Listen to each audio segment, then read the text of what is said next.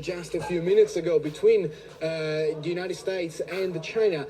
The foreign minister accusing Washington of trying to use Venezuela as a battlefield in a geopolitical war against Russia and China. So geopolitical implications are very much at stake also here in Caracas, Michael.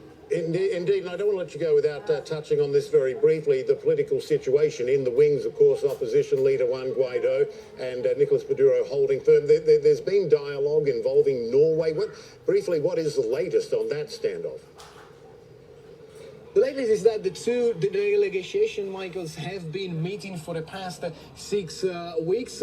As late as last week, the Ministry of Foreign Relations of Norway, of the Kingdom of Norway, had said that the two delegations were still talking. But of course, this new measure by Washington will indeed influence, to say the least, the dialogue. And the vice president here in Venezuela, Maduro's vice president, said that these new sanctions are, she said, a kick onto the table of the dialogue, the negotiation table.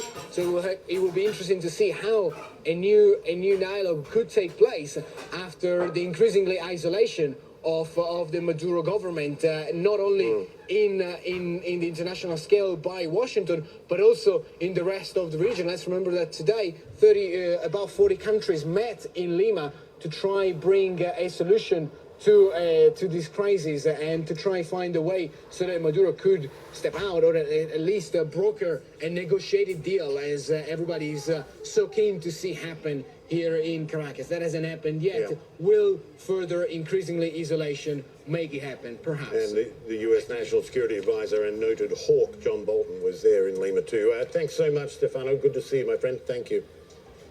All right, I'm going to take a short break. When we come back, as President Trump prepares to visit the sites of last week's mass shootings, many in